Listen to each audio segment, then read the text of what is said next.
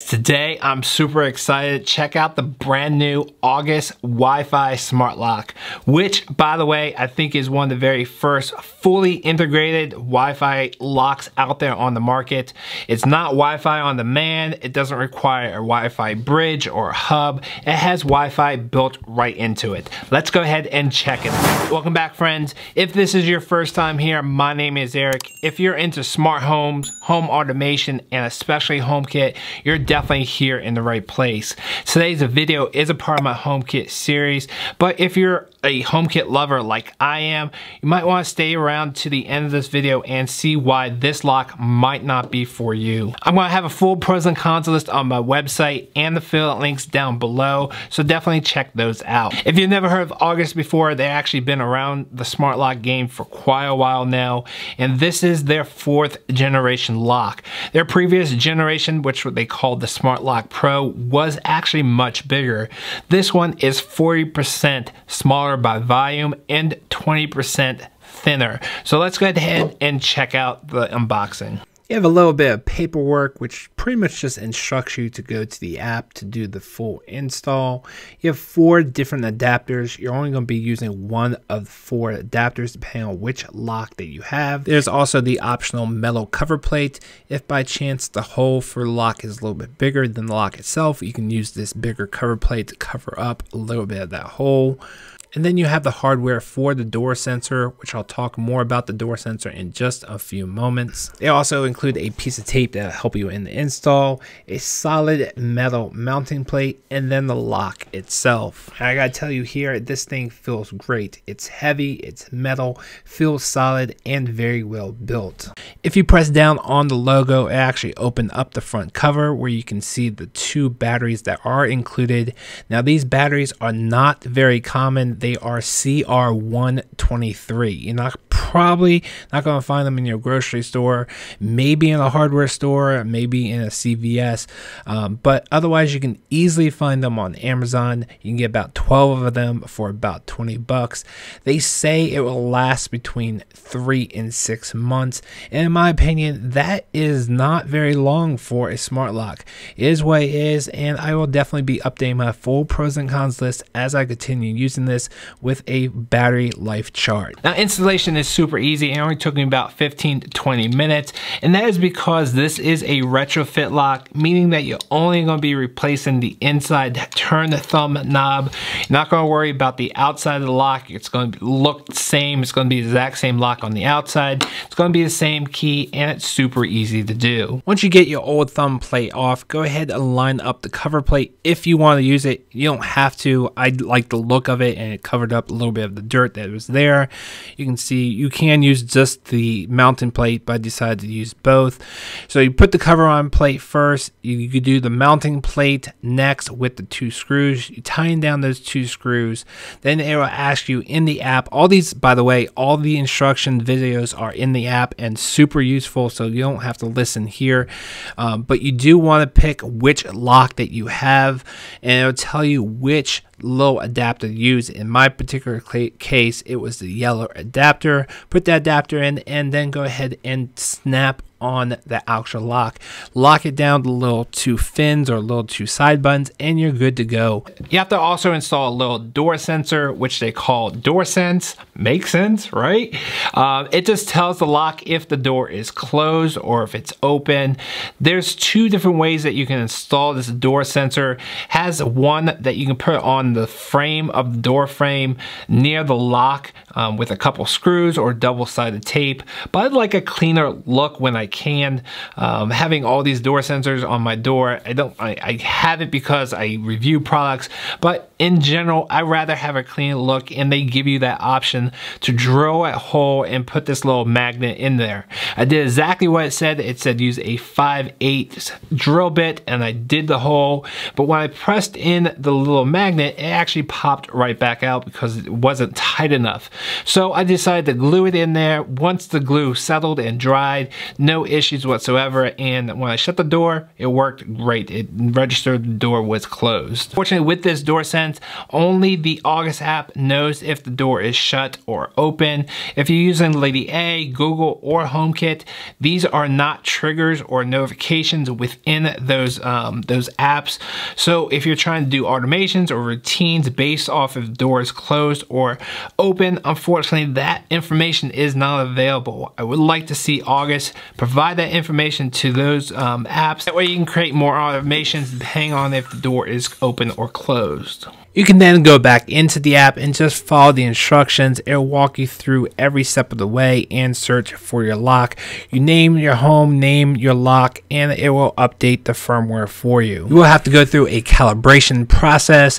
You just open and close the door, unlock it, and lock it as it tells you.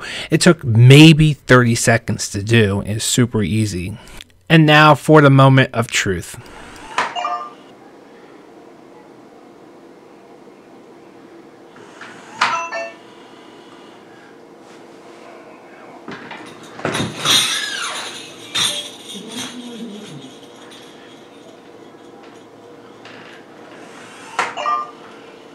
One of the first things you want to do is connect this to your Wi-Fi. It does require a 2.4 gigahertz Wi-Fi. So if you have a 5 gigahertz Wi-Fi, unfortunately this will not work for you. Simply just go into the app, click on that you want to connect to Wi-Fi, and follow the instructions. It is super easy. Now before we connect this to our voice assistants and HomeKit, I just want to show you what this app can do. It is actually a well-designed app and works very smoothly. If you go into settings, you can see you can set up smart alerts for if the door is locked or unlocked, or if a user uses it, you get notified, or if the door is jarred, you'll get a notification. You can also set up auto locks. I'm personally not a big fan of auto locks. You can set up a timer, or you can make it instant as soon as you shut the door. I don't like that because I know me, I'm going to get locked out without my phone and or without my key. I'm going to get locked outside the house. You can also do an auto unlock feature, which is really nice. It's simple. It's a geofence. As soon as you leave that geofence, which you place around your house, and come back and get within Bluetooth range, that lock will unlock for you. It's a very nice feature and it works very well. Another nice thing is that when the door lock does jam, which will happen from time to time, even if you have a perfect lock set up, it does let you know that the lock is jammed. There are other locks out there on the market that I get frustrated with because it will jam up and they won't let you know.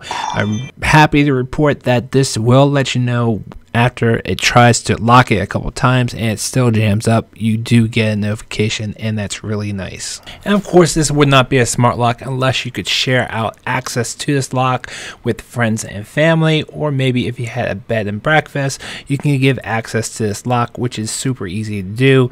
You can give them full access, or you can lock it down to a certain day or a certain time. The features are definitely in there for you to set up. Setting this up with Lady A and Google is super easy.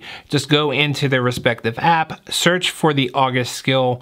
Once you find it, log into your August app with your username and password and just follow the on-screen instructions. It took me about 2 minutes to do. Lock the back door lock. Locking. Hang on. The back door lock is locked. Unlock the back door. Can I have your PIN?